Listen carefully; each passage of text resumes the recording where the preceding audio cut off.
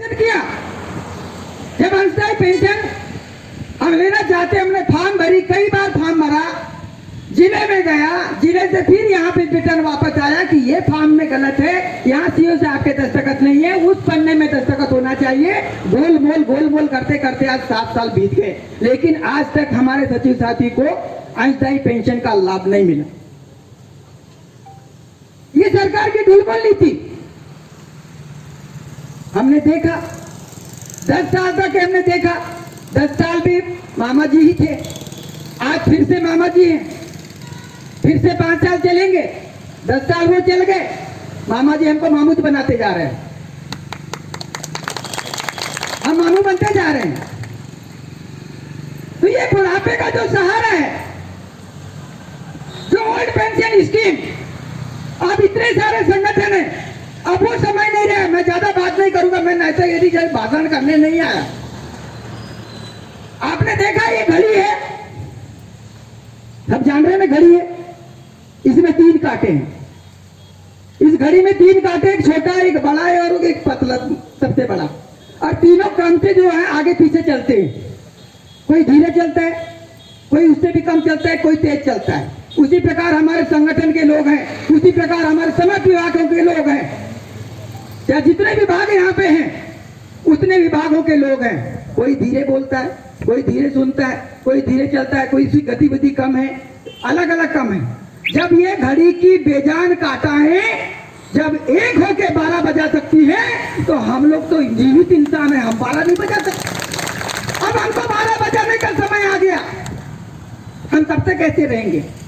जब तक हम बुढ़ापे को सहारे के लिए भटक, जो हमको पेंशन मिलती थी 2004 में बंद कर दी गई, और आज हम 16 साल से वही बात करते आ रहे हैं कि हमको कब पुरानी पेंशन जो है वो लागू करेंगे। अब पुरानी योजना, पुरानी पेंशन जो है वो आज हमारे बुढ़ापे का सहारा है। हम क्या सोचते हैं, एक कहावत है कि एक कसाई के घर में एक चूहा बिल बना के रहता था। एक कसाई के घर में एक चूहा बिल बना के रहता था। अब वो तरह तरह के वो घर में जो होता था वो चूहा खाते रहता था। एक दिन क्या हुआ, वो कसाई और उसकी पत्नी वो परसवाड़ा की बाजार में चले गए, और वहां से वो एक चूहा दानी खरीद के लाए। चूहा सोचता है कि आज मेरे मालिक लोग कुछ अच्छे खाने के लेके आए होंगे बाजार से, अब मुझे खाने का तो अच्छा मौका मिलेगा। ये सोच लिया कि वो देखा कि कुछ तो लाए होंगे, दूर से देखता है कि मेरे मालिक लोग क्या लेके आए हैं। जब वो देखता है चूहा, तो वो चूहेदान लेके आते हैं, चूहेदानी। अरे देखता है यार चूहेदानी, मेरा तो खेल खत्म होने वाला, ये चूहेदानी लेके आ गए, अब तो मैं इसमें फंसने वाला हूँ। तो वो धीरे से क्या करता है, कबूतर के पास जाता है और कबूतर से कहता है कि भाई देख, ये मकान मालिक जो है ये चूहेदानी लेके आए हैं। तो कबूतर क्या बोलता है, भाई ये मेरी समस्या थोड़ी है, मुझे कौन सा वो पिंजरे में चूहेदानी में फंसना है, फंसना तो तेरे को फंसना है ना, ऐसा बोलता है। निराश चूहा वो मुर्गे के पास जाता है और मुर्गे से बोलता है कि भाई, बोले मकान मालिक ने चूहेदानी लाया। वो हंसने लगता है, अरे क्या बात बोल रहा है, बोले मैं थोड़ी फंसने वाला हूँ उसमें चूहेदानी में, मैं तो मुर्गा हूँ, ऐसा। फिर वो बड़े निराश होके बकरे के पास जाता है और बकरे से बोलता है, बकरा भाई, और मालिक ने चूहेदानी लेके आया। अब बकरा ने हंसने लगता है, जोर लगते, अरे यार ये तो तेरी समस्या है, बोलता है मैं थोड़ी फंसने वाला हूँ उसमें चूहेदानी में, बोलता है, और वो भी कट मार लेता है। अब वो चूहेदानी में वो रख देते हैं कि वो कसाई और उसकी पत्नी सोचती है कि रात में चूहा फंसने वाला है। अचानक वहां पे सांप घुस जाता है, और सांप घुस जाता है तो फट से गिरता है उसका दरवाजा। तो कसाई और उसकी पत्नी सोचती है कि बोले चूहा फंस गया अंदर। अब जब चूहे के पास जाती, वो यानी चूहेदानी के पास जाती है और हाथ लगाती है, वो सांप के पूंछ को चूहा का पूंछ समझती है, और जैसे ही हाथ डालती है वैसे ही सांप डस देता है उसको। बोले हाय राम, चिल्लाने लगती है, बोले सांप सांप सांप सांप। अब सांप काट देता है, तो वो हकीम के पास लेके जाते हैं उसको, तो हकीम को बुलाते हैं, तो हकीम बोलता है ये ठीक हो जाएगी, बोलता है, लेकिन इसको कबूतर का जूस पिलाना पड़ेगा, बोलता है। क्या बोलते हैं, इसको कबूतर का जूस पिलाना पड़ता। अब कबूतर अब उसने तो बता दिया। अब कबूतर बेचारा वो तो पतीले में वो उबल रहा था कबूतर। फिर जैसे तैसे वो उसको सूप पिलाया, कबूतर तो गया काम से। उसके बाद में उसके रिश्तेदार लोग आए कसाई के, अब बोले यार मेरी पत्नी कुछ ठीक हो रही है, अब तो कुछ तो बनता है। तो उसने मुर्गे को काट दिया अपने रिश्तेदारों के लिए, मुर्गा भी कट गया। अब रिश्तेदारों को मुर्गा खिला दिया। उसके बाद में अब वो पूर्ण रूप से ठीक हो जाती है। तो वो उसके शुभचिंतक लोग जो रहते हैं उनके लिए एक दावत होती है, और दावत बुलाते हैं तो लोग ज्यादा हो जाते हैं। फिर बकरे को उसकी बलि चढ़ाई जाती है। बकरा भी कट गया। चूहा बहुत मजे से दूर घूम रहा था, दूर चले गया था। हम संगठन के लोग हैं, ये एक सीख है। हम संगठन के लोग हैं, अलग अलग संगठन, अलग अलग विभागों के संगठन हैं। अब हमें ये नहीं सोचना चाहिए कि ये उसकी समस्या है। जब कोई बात आती है और उस पर समस्या में फंस जाता है कि बोलता है कि भैया मैं इस परेशानी से गुजर रहा हूँ, अरे यार वो तो तेरा विभाग जाने, मेरे को क्या करना। एक सीख है ये। संगठन एक अंग है, संगठन एक अंग है, और पूरा अंग अगर खराब हो जाए तो हमारा संगठन कैसे चलेगा। एक सीख है, हमको संगठन को मजबूत करना पड़ेगा। संगठन उसी में आगे बढ़ेगा कि हमारा संगठन जब हम एकत्रित होंगे तब। आज हमको आवश्यकता क्यों पड़ी कि इतने सारे विभागों के लोग हम एकत्रित हो गए। सबकी आवाज एक है, सबकी मांग एक है। हम एक ही मांग को लेने के लिए यहाँ पे आज एकत्रित हुए हैं। ये पूरे देश में चल रहा है कि नहीं चल रहा है? पूरे देश में चल रहा है कि एक ही मांग है कि हमको ओल्ड पेंशन योजना हमारे साथ लागू की जाए, और ये नई पेंशन योजना एनपीएस है उसको खात्मा किया जाए। यही है ना। लेकिन हमको अधिकांश देखने में यह आता है कि ये तेरी समस्या है, मेरी समस्या नहीं है। इसलिए मैंने वो बात को रखा, क्योंकि चूहा मजे कर रहा था, लेकिन वो जो हंसा था ना कि मैं तेरी समस्या, उनकी बलि चढ़ते जा रही थी। कबूतर का जूस पी गए, मुर्गा कट गया, बकरा कट गया, लगातार ये काम, वो तीनों कट गए, लेकिन चूहा सुरक्षित था। ये एक सीख है हमारे लिए, हमारे समस्त विभागों के लिए, विभागों के संगठनों के लिए ऐसी स्थिति निर्मित ना हो। और हम आज जब वो बेजान चीजें एक होकर 12 बजा सकती हैं, तो अब हमको भी 12 बजाने के लिए, ये पुरानी पेंशन बहाल करने के लिए हमको 12 बजाने के लिए रोड पे उतरना पड़ेगा, तब काम होगा। हम ऐसे चिल्लाते जाएंगे, जुनून होना चाहिए। आज के हमारे साथी, मेरे सचिव साथियों को कहना, कितने लोग हैं हाथ खड़े करें, कितने लोग हैं सचिव साथी? ये कितने लोग हैं? इसी प्रकार सभी विभागों में ऐसा ही होगा, सभी विभागों में ऐसे ही होगा। आज उनको जरूरत नहीं है, लोग लड़ रहा है, लड़ने दो, हमसे क्या करना है, हमको क्या लेना देना उससे, हमको कोई मतलब नहीं उससे, वो तो लड़ रहे हैं, हमको तो मिल जाएगा। इस प्रकार की थिंकिंग आज हमारे सोच, हमारे मन में है।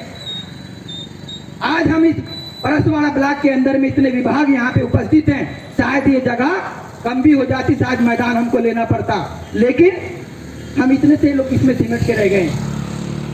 हो सकता है बहुत से कम ऐसे लोग हैं जो आवश्यक कार्य से बाहर होंगे, लेकिन क्या आज अपने अधिकार के लिए वो यहाँ आ नहीं सकते? आ सकते थे, लेकिन ऐसा नहीं है। हम इसी बात को कहते हैं। अब आपने देखा होगा, ये हमारा जनपद पंचायत परसवाड़ा है। ये जनपद पंचायत परसवाड़ा आपको एक कितना सुंदर बना हुआ है, कितनी सुंदर इमारत है इसकी। कैसे है?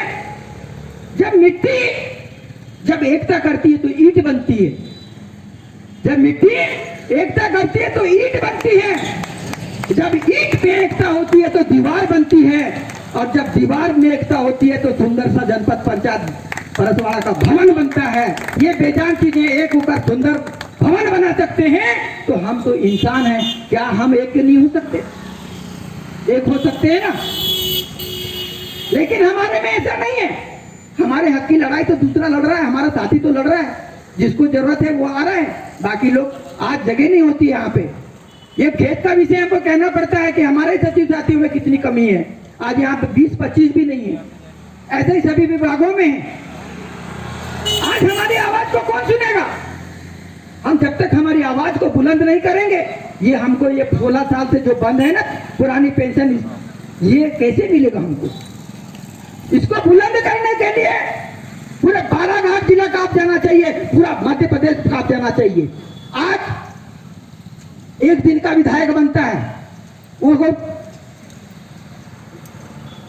लंबे समय तक उसको पेंशन मिलनी योजना लागू कर दी जाती है, पेंशन मिलना चालू हो जाता है। जब तक वो मृत्यु ना हो तब तक उसको पेंशन मिलेगा। हम 60 साल तक सेवा करते हैं, उसके बाद भी हमको ये हाल है। मुश्किल से हमने कैलकुलेशन किया था ये एनपीएस का, तो मुश्किल से 750 रुपए महीने बन रहे थे। जो कटौती, मैं तो बोलता हूं हमारे साथियों को भी कि ये एनपीएस योजना लागू मत हो, हमको इसका लाभ लेना ही नहीं है। 750 रुपए में क्या हमारा परिवार पल जाएगा? जब हम 60 साल 62 साल के हो जाएंगे तो नहीं होगा ना। 7.5 साल में नहीं हो सकता, क्योंकि ये प्राइवेट कंपनी जो है वो इसको अडॉप्ट करके रखा हुआ है। प्राइवेट कंपनी के माध्यम से एनपीएस योजना लागू की गई है। ये हमको नहीं चाहिए, हमको ये ओल्ड पेंशन स्कीम, ये योजना चाहिए, इसको बहाल किया जाए। ये हमारी मांग है, एक ही सूत्री मांग होना चाहिए, और यही पूरे प्रदेश भर में यही होना चाहिए। आज एक दिन का विधायक, एक दिन का सांसद, उनको पेंशन योजना लागू, वो कौन सा पहाड़ ढकल के आ गए? वो कौन सा पहाड़ ढकल के आ गए? उनको मृत्यु पर्यंत तक के उनको पेंशन का लाभ मिलते रहेगा, और हम यहाँ पे सरकार की गुलामी करते जा रहे हैं, और मर भी जाएगा तो अनुकंपा नियुक्ति में भी हीला हवाला किया जाता है। ये स्थिति है, इसके लिए हमको आवाज बुलंद करना पड़ेगा। ऐसे में काम चलने नहीं चलेगा। आज हम तो कहते हैं हम आज योग्यता है हमारे में, तब जाके हम पूरा तंत्र को चलाते हैं। अगर योग्यता नहीं होती तो वो भी मजे नहीं कर रहे होते, उधर वो हमारे बलबूते पे मजे कर रहे होते हैं। आज विधायक बनता है, बातें आती है, सरपंच के लिए भी बातें आती है कि सरपंच भी पढ़ा लिखा होना चाहिए, विधायक भी पढ़ा लिखा होना चाहिए, सांसद भी पढ़ा लिखा होना चाहिए। लेकिन लोकतंत्र में ऐसा नहीं। लोकतंत्र में तो बात आ रही है कि चौथी पांच भी विधायक सांसद बन जाता है। उनकी योग्यता क्यों नहीं? हमारे लिए योग्यता, उनके लिए बिना योग्यता। योग्यता तो होना चाहिए भाई। जो कानून मंत्री है वो कानून का ज्ञाता होना चाहिए। ऐसा होता है क्या? नहीं होता। वो भी कानून की पढ़ाई किया हुआ होना चाहिए कानून मंत्री, उनके साथ भी लागू होना चाहिए। अगर हम एक हैं तो ये सब कुछ हो सकता है, अन्यथा हम ये अलग अलग 5 उंगली हैं, ऐसे ही रहेंगे तो काम चलने वाला नहीं है। हमको इस प्रकार ये 5 उंगलियों को एक साथ मुक्का बनाना पड़ेगा, और एक उंगली से वार करेंगे तो वार नहीं होगा, और जबकि 5 उंगलियों को मुक्का बना के मारेंगे तो वार होगा, अन्यथा कुछ नहीं मिलने वाला नहीं है। कुछ हम ऐसे चिल्लाते रहेंगे, वो हमारा ऐसे ही दोहन करते रहेंगे। आवाज बुलंद करेंगे, एकत्रित होके, संगठित होके, तभी काम बनेगा, अन्यथा नहीं होगा। मैं ज्यादा कुछ नहीं बोलना चाहता। मैं इन्हीं शब्दों के साथ में अपने वाणी